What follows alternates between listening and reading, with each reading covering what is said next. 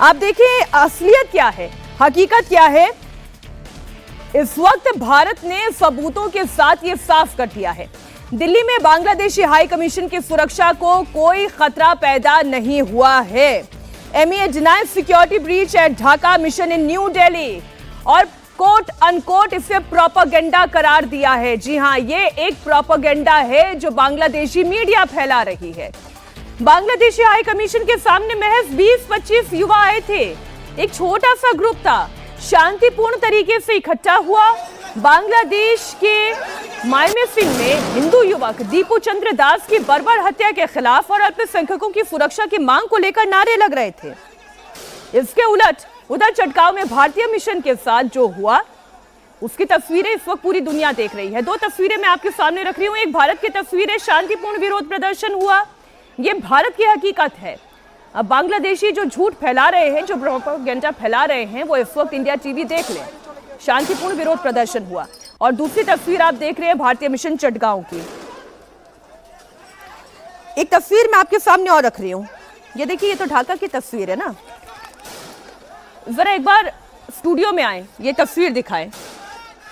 ये द हिंदू है, उसमें एक तस्वीर और छपी है। ये कहाँ की तस्वीर है? ये ढाका की तस्वीर है।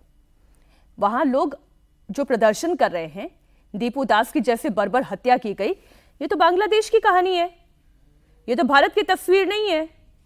और क्या लिखा हुआ है? Students during a silent protest in Dhaka on Sunday to condemn the killing of a Hindu youth Dipu Chandra दास।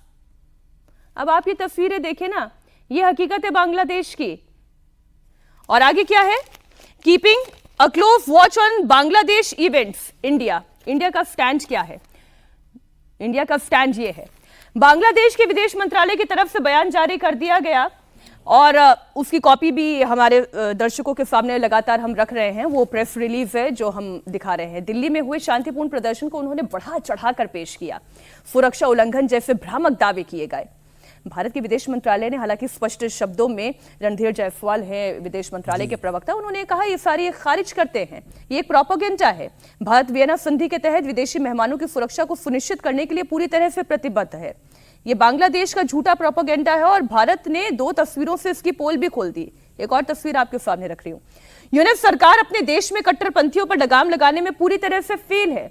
मोहम्मद यूनुस हादी के जनाजे में जाकर बांग्लादेश को हादी के सपनों का देश बनाने की बात करते हैं, कट्टरपंथी बात करते हैं, भारत विरोधी नारे लगाते हैं। यह बांग्लादेश की तस्वीर है।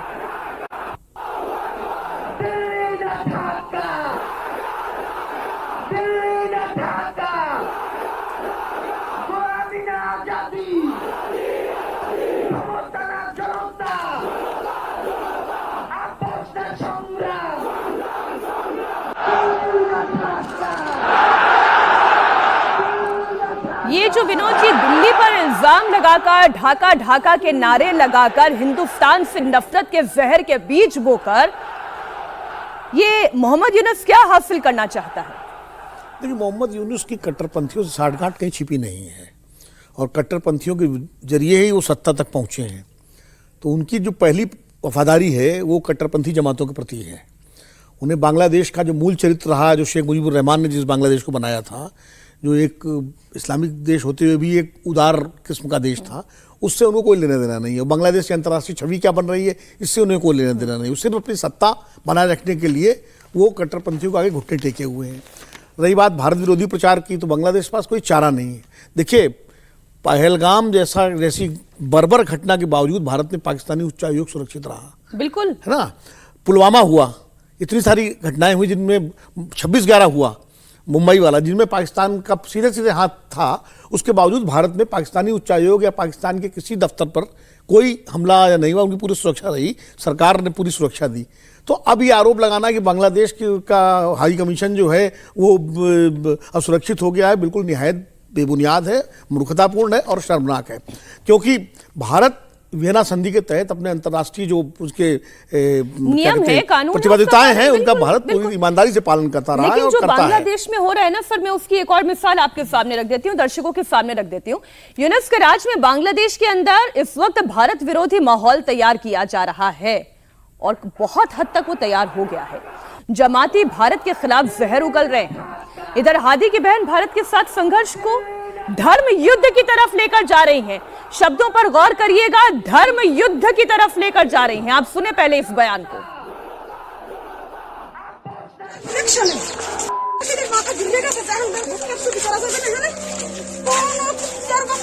ভারতের যারাই চাপতে চায় ভারতকে, আমাদের এই লড়াই কিন্তু আজকের না, এই লড়াই আমাদের 200 বছরের লড়াই। আমরা বিশৃঙ্খলা সৃষ্টি করবে না। ভারত আর আওয়ামী লীগ চাইতেছে নির্বাচন বানচাল করতে হবে। নির্বাচন কোনোভাবেই বানচাল করতে দেওয়া যাবে না। সন্ত্রাসীদেরকে ক্ষমতায় আসতে দেওয়া যাবে না, সে যে দলের হোক নামের হোক। আমাদের একটাই কথা, ইনসাফের বাংলাদেশ হইতে হবে। আমরা কোন রাষ্ট্রের তাবেদারিতে থাকতে চাই না। আমরা মেরুদণ্ড সোজা করে বাঁচতে চাই।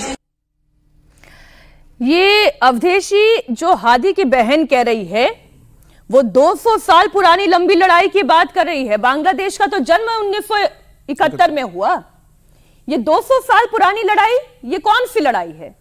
नहीं, देखिए वो जो सच्चाई है वही बयान कर रही है। देखिए बांग्लादेश की संपूर्ण भयानक तस्वीर भारत के संदर्भ में, बांग्लादेश की वहां की सरकार, वहां का विदेश मंत्रालय, वहां का कट्टरपंथी तो तब कहेंगे जब वो एक अल्पसंख्यक जमात हो। अगर पूरा के पूरा बांग्लादेश के भारी समूह 100% तो कहीं नहीं होता है, अगर इसी चरित्र का हो गया है तो देश को ही फंडामेंटलिस्ट, इस्लामिक फंडामेंटलिस्ट और कट्टरपंथी कहना होगा।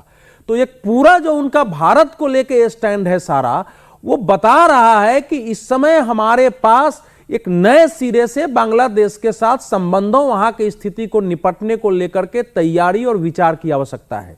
अब ये सामान्य स्थिति नहीं है। ये जो वहां के तौहीद हुसैन, मोहम्मद तौहीद हुसैन है, जो अभी विदेश मंत्री कही है, वो कह रहे हैं कि नहीं, भारत ये बताए कि वहां उच्चायोग तक लोग गए ही गए, ये उसका बयान अति साधारण है, हम इसको स्वीकार नहीं करते हैं। लेकिन वो चट्टोग्राम जिसको वो बोलते हैं, चटगांव हो गया है नाम, वहां के और ढाका के हमले को नहीं बता रहे हैं, जो उनकी बहन कर रही हैं। देखिए आज ही अवामी इनके शेख हसीना की पार्टी के एक नेता ने एक वीडियो जारी किया है पूरा, और कई वीडियो जारी करके उसमें पोस्ट किया है। उस वीडियो में उस्मान हादी के साथ एक समर्थक है, बोल रहा है कि हमको गर्व है कि हमने उस्मान हादी के साथ काम किया, लेकिन 5 अगस्त के बाद हमको इस बात का अफसोस है कि हमने अखबारों को, प्रथम ओलो, डेली स्टार को आग लगा के बंद नहीं किया, क्योंकि ये सवाल पूछते हैं। वो कह रहा है कि हमको है कि उस समय जितना भारत के विरोध भावना भड़काना चाहिए था उतना हम नहीं भड़का पाए। सच्चाई यही है कि बांग्लादेश में कट्टरपंथी इस वक्त आउट ऑफ कंट्रोल हो गए हैं। वहां रहने वाले हिंदुओं की जिंदगी पर खतरा मंडरा रहा है। सरकार ही पूरी कट्टरपंथी हो गई है, पूरी कट्टरपंथी सरकार है। हिंदू युवक जो दीप दास है, जो मारा गया, उसका जो वीडियो सामने आया है, आप बिना ब्लर किए वो तस्वीर देख नहीं सकते। वीडियो में जिहादियों की भीड़ दीपू दास को फैक्ट्री के अंदर घुसकर खींच कर लेकर आती है, फिर बेरहमी के साथ उनकी हत्या की जाती है। ये लगातार सोशल मीडिया पर तो सर्कुलेट हो रही होंगी तस्वीरें, लेकिन हमारे नियम ये नहीं कहते कि हम एकदम खुले में हर तस्वीर आपके सामने रख दें। हम ब्लर इमेज आपके सामने रख रहे हैं, लेकिन आप जरा उसका अंदाजा लगाएं। मीनाक्षी, एक अच्छा संकेत था कि ढाका में लोगों ने सत्या के खिलाफ प्रदर्शन भी किया। बांग्लादेश के लोग जो भी है, मतलब मुट्ठी भर ही सही, लेकिन हिम्मत तो की उन्होंने। ढाकेश्वरी मंदिर, सुने ढाकेश्वरी मंदिर में हिंदू इकट्ठे हुए थे। नहीं सर, मैं इस तस्वीर पर इसलिए आपसे बात करना चाहती हूँ क्योंकि इसमें मुझे वो 200 साल पुरानी जो लड़ाई है वो दिखाई देती है। 200 साल कहने में देखिए, वो 200 का मतलब 225, एक तो मुसलमान ये मानते हैं कि 1857 की क्रांति थी जिसमें हम फिर से सत्ता पर हावी हो सकते थे, वो हमसे गलत हुआ वो उस समय।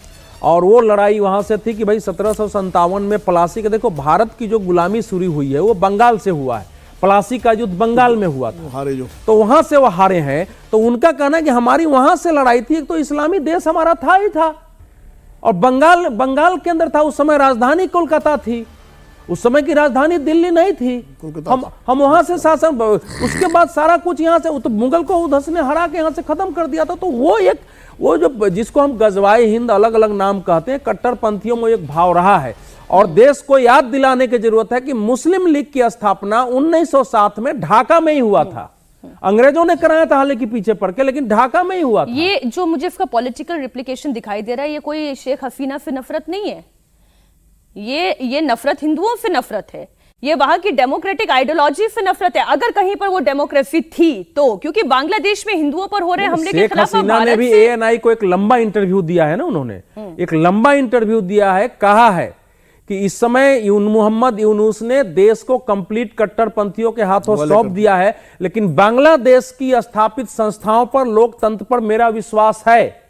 जब यह दौर समाप्त होगा तो वहां न्याय भी होगा और भारत के साथ संबंध अच्छे होंगे। नहीं, उन्होंने लेकिन कहा भारत की भूमिका पर ही मैं बात करना चाह रही हूं, क्योंकि भारत में इसके खिलाफ गुस्सा है।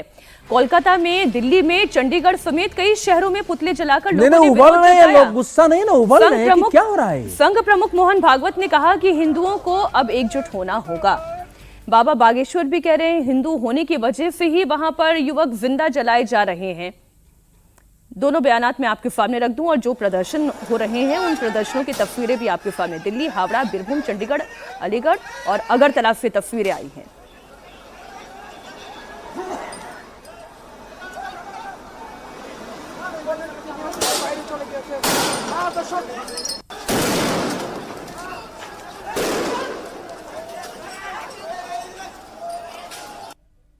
हिंदुस्तान हिंदू राष्ट्र है भाई।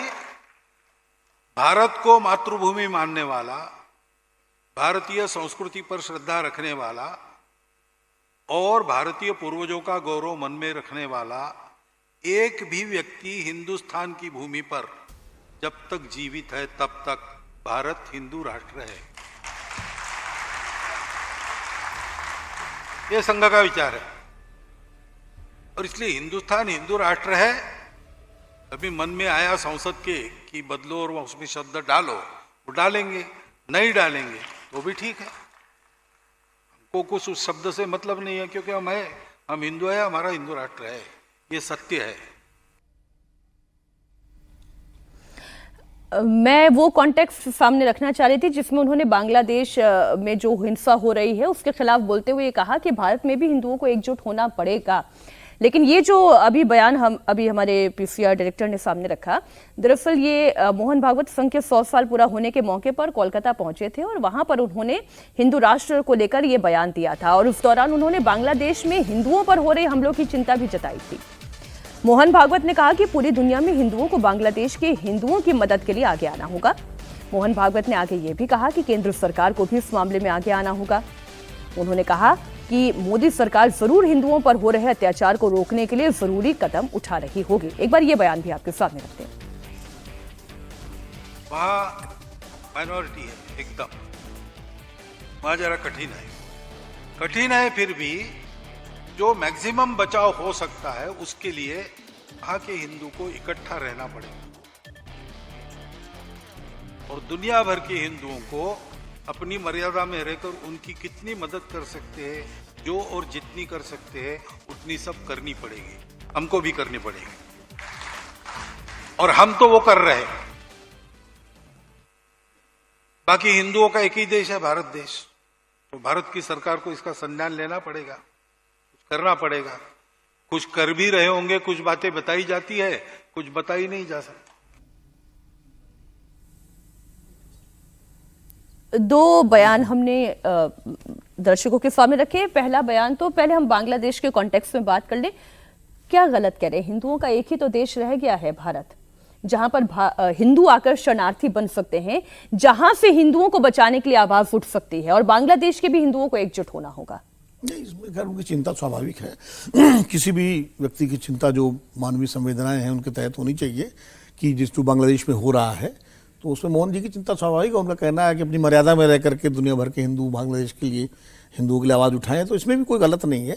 आवाज़ उठानी चाहिए, अंतर्राष्ट्रीय मंचों पर आवाज़ उठानी चाहिए ताकि बांग्लादेश की सरकार पर दबाव पड़े। भाई मर्यादा यही है कि आप बांग्लादेश में घुस से कुछ तो कर नहीं सकते, ऐसा तो है नहीं कि भारत की सेनाएं घुस जाएं या कोई घुस जाए। तो कहने का तात्पर्य यह है कि जो अंतर्राष्ट्रीय संस्थाएं हैं उन पर इतना दबाव बनाया जाए कि वो बांग्लादेश पर दबाव बनाए कि वहां इस तरह की घटनाओं को रोका जाए।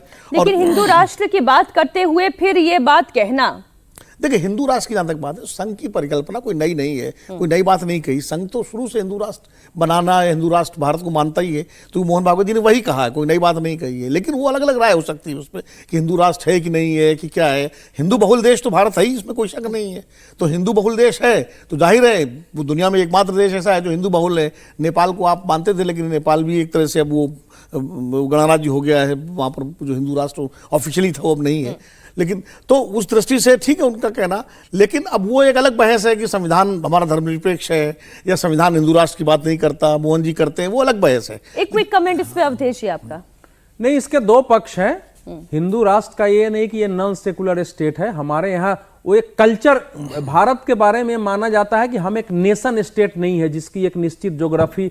भारत में अनेक राजे राजवाड़े थे, लेकिन सबने गंगा को मां माना है, सबने शिव को पूजनीय माना है, सबके 12 ज्योतिर्लिंग है। महात्मा गांधी ने यही कहा कि भारत एक राष्ट्र इसलिए है, एक राष्ट्र इसलिए था कि हमारे पुरखों ने सेतुबंध, रामेश्वरम, हरिद्वार और द्वारका की यात्रा ठहराई। तो ये जो भाव है ना, ये हिंदू राष्ट्र है कि कल्चरली सब यहाँ हिंदू राष्ट्र है। राष्ट्र का अर्थ वो नहीं है। राष्ट्र एक विचारधारा है जिसको इस देश के लोगों ने जीवन शैली के रूप में अपनाया था। तो उसके समझने की अब उन्होंने कहा है कि इसको संविधान में डालेंगे तब भी नहीं भी डालेंगे तब भी हमारा एक कैरेक्टर है। दूसरी बात यह है, हिंदू राष्ट्र होने का मतलब है कि हमारा कैरेक्टर होना चाहिए कि हम कैसे जीते हैं, सात्विकता है कि नहीं, जीवन में नैतिकता है कि नहीं, हम क्या मृत्यु से भय करते हैं, दुनिया के लिए हम कल्याण का भाव हमारे अंदर है कि नहीं, सभी धर्मों को हम समान देखते हैं कि नहीं। ये कैरेक्टर देश में पैदा होना चाहिए, बस ये है हिंदू। नहीं तो वो कैरेक्टर जिन देशों में नहीं रहा क्योंकि वहां पर कट्टरपंथी आए, यही क्षेत्र है। तो अब ये जो दूसरी बात उन्होंने कही है, देखिए, राष्ट्रीय स्वयंसेवक संघ ने बांग्लादेश की जब से घटना हुई है तो अपने कुछ लोगों को बांग्लादेश पर फोकस करने के लिए लगाया है कि उसकी एकता अखंडता का ध्यान रखते हुए, हिंदुओं की सुरक्षा के लिए, उनको आत्मविश्वास के लिए जो भी संभव किया जाए और वहां के लोगों से संपर्क में रहा जाए। हाँ, तो वहां के लोगों से संपर्क में भी लोग रहते हैं। लेकिन अब इस समय का पोजीशन है कि अब ये मान्य जो है अंतर्राष्ट्रीय अवधारणाओं में इसका समाधान नहीं हो सकता है। नहीं, लेकिन अवधेश जी, वो तो बांग्लादेश है ना, दूसरा देश है।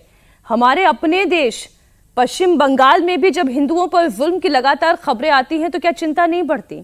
मोहन भागवत ने इस बारे में भी कहा कि अगर हिंदू एकजुट हुए तो बंगाल के हालात भी जल्द बदलेंगे, लेकिन उन्होंने राज्य में राजनीतिक बदलाव पर कुछ भी बोलने से इनकार कर दिया। आप उनके पहले ये बयान सुनने और फिर जो बंगाल में हो रहा है एक खबर वो भी आपके सामने रखूंगी। परिणाम कभी होते कभी नहीं होते, लेकिन करना तो पड़ेगा।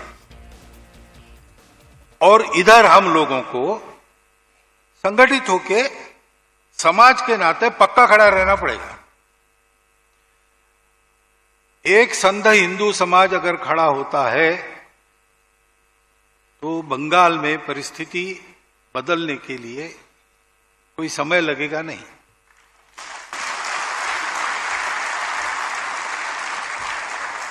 अब रही बात आखिरी प्रश्न की, राजनीतिक परिवर्तन के आपके क्या विचार है, तो मैं आपको फिर एक बार बताना चाहता हूं कि राजनीतिक परिवर्तन के बारे में सोचना मेरा काम नहीं है। हम समाज परिवर्तन का सोच के संघ का काम कर रहे हैं। परिवर्तित समाज क्या करना क्या नहीं करना इसका योग्य निर्णय लेगा, इसके बारे में मेरे मन में कोई दो राय नहीं है। वो समाज यानी मतदाता जो है उनको विचार करना है। अब देखें, बंगाल के कॉन्टेक्स्ट में ये चर्चा हो रही है, बाकी बांग्लादेश के हिंदुओं को तो बचाना ही होगा, बंगाल के भी हिंदुओं को बचाने की नौबत आ गई। क्यों? क्योंकि एक खबर मैं आपको दे रही हूं, बंगाल में एक सिंगर है, वो जागो माँ, आप जानते ही हैं महालया का इतना प्रसिद्ध ये गीत है, जागो माँ गाना गा रहा है। वो महिला है, वो गा रही थी स्कूल में कार्यक्रम था। और महबूब मलिक जो स्कूल के मालिक हैं, वो पीटने पर आतुर हो गए, मना कर दिया कि मत गाइए। खबर आपके पास है ये सर? वो सब जगह सारे मीडिया में खबर है। ये भी रियलिटी है, ये बंगाल की रियलिटी है सर, ये तो हमारा अपना देश है। बंगाल तो बांग्लादेश बिल्कुल सटा हुआ है ना, तो हवा जब चलती है तो हवा थोड़ा असर यहाँ भी डालती है। तो जाहिर है महबूब मलिक साहब जो है उसके शिकार हो गए कि भाई वो जागो माँ गाना गा रही है महिला, तो उसमें क्या दिक्कत है, बंगाल की संस्कृति है। आप रविन्द्रनाथ टैगोर को बैन कर देंगे क्या, आप शरदचंद को बैन कर देंगे क्या? माँ तो वहाँ जो है वो देवी की पूजा का देश है। अब वो माँ भारत माता भी है, वो देवी माँ भी है, वो माँ की संस्कृति, बंगाल की संस्कृति शक्ति पूजा का देश है।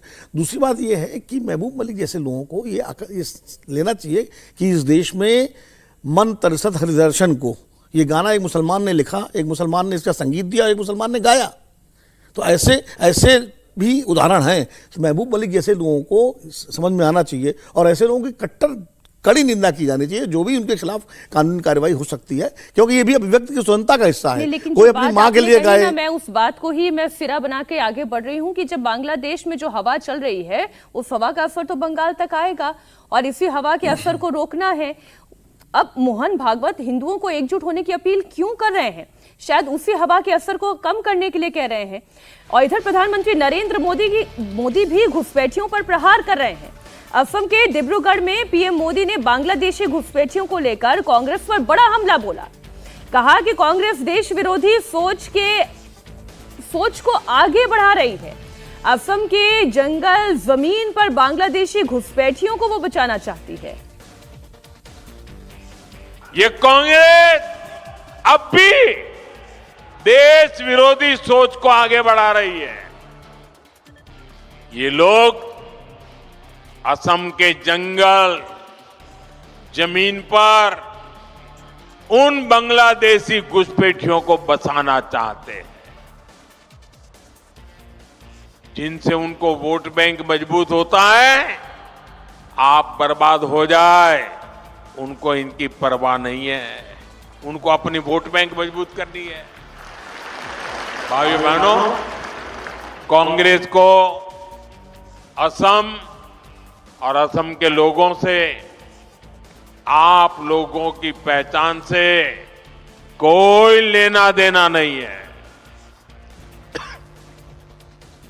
इनको केवल सत्ता, सरकार और फिर जो काम पहले करते थे वो करने में इंटरेस्ट है। इसलिए इन्हें अवैध बांग्लादेशी घुसपैठिए ज्यादा अच्छे लगते हैं। अवैध घुसपैठियों को कांग्रेस ने ही बचाया और कांग्रेस ही उन्हें बचा रही है। इसलिए कांग्रेस पार्टी वोटर लिस्ट के शुद्धिकरण का विरोध कर रही है। खबर जल्दी से आपको महाराष्ट्र की भी दे दे। महाराष्ट्र के स्थानीय निकाय चुनाव में नगर परिषद और नगर पंचायत के हुए चुनाव में वैसे ही नतीजे आए हैं जैसा कि विधानसभा चुनाव में देखने को मिला था। महायुति की आंधी में महाविकास अघाड़ी की गाड़ी बिल्कुल पलट गई। राज्य के कुल 288 नगर परिषद और नगर पंचायत के अध्यक्ष पदों में महायुति यानी कि एनडीए ने 207 अध्यक्ष पद पर कब्जा किया। महाविकास अघाड़ी 50 के आंकड़े तक भी नहीं पहुंच पाए। अघाड़ी केवल 44 सीटों तक ही सिमट गया। स्थानीय निकाय चुनाव में भी बीजेपी नंबर 1 पार्टी बनकर उभरी। बीजेपी ने 288 में से 117 पद जीते हैं तो एकनाथ शिंदे की शिवसेना ने 53 सीटों पर बाजी मारी है। अजीत पवार की एनसीपी के भी 37 नगर पालिका और नगर पंचायत अध्यक्ष चुने गए हैं। महाविकास अघाड़ी में शामिल पार्टी में कांग्रेस ही 2 अंकों में पहुंच पाई। कांग्रेस ने 28 सीट जीती जबकि शरद पवार की एनसीपी को 7 और उद्धव ठाकरे की शिवसेना को 9 सीट आई है। महाराष्ट्र स्थानीय निकाय चुनाव के बाद बीजेपी ने जश्न का माहौल। देखिए, प्रधानमंत्री नरेंद्र मोदी ने इस पर एक्स पोस्ट पे अपनी राय भी रखी। बीजेपी नेताओं और कार्यकर्ताओं को जीत की बधाई भी दी। Maharashtra stands firmly with development. Maharashtra विकास के साथ मजबूती से खड़ा है। मोदी ने कहा कि ये नतीजे विकास के हमारे विजन में भरोसे को दिखाता है। महाराष्ट्र के मुख्यमंत्री फडणवीस ने उम्मीद जताई कि आने वाले महानगर पालिका चुनाव में बीजेपी को इससे भी बड़ी जीत मिलने वाली है। क्या होता है कि ऐसा कोई भी चुनाव एक प्रकार से आपकी पॉलिसीज पर रिफ्लेक्शन होता है, आपकी कार्यप्रणाली, आपका प्रशासन, इन सब चीजों पर एक रिफ्लेक्शन होता है और एक प्रकार से लोगों ने उस पर मोहर लगाई है, उस पर एक सेटिस्फैक्शन जाहिर किया है। कि मैं ऐसा मानता हूं कि महानगर पालिका के जो चुनाव होने वाले हैं उसमें हमको इससे भी ज्यादा अच्छा यश मिलेगा, ऐसा मेरा मानना है। अवधेश जी, ठाकरे की ठसक और कम होती चली जा रही है। नहीं, देखिए, सारी घटनाओं को मिला के देखने की जरूरत है। जो महाराष्ट्र के निकाय के परिणाम है, जो आज अरुणाचल में भी ऐसे ही परिणाम आए हैं, भाजपा को वन साइडेड विजय हुई है। और जो कुछ मोहन भागवत जी ने कहा, जो प्रधानमंत्री जी ने कहा है, जो बांग्लादेश में हो रहा है, इन सब से एक वातावरण भारत में बना हुआ है। और वो वातावरण ये है, जैसे विनोद जी ने कहा, देखिए, जो होना चाहिए उस पर लोग सोचेंगे, या जो हुआ है, जो हो रहा है और जिसकी संभावना दिख रही है, उसके आधार पर लोग विचार करेंगे। बांग्लादेश से पश्चिम बंगाल प्रभावित है या पश्चिम बंगाल से बांग्लादेश प्रभावित है, ये दोनों में अंतर करना अब कठिन है।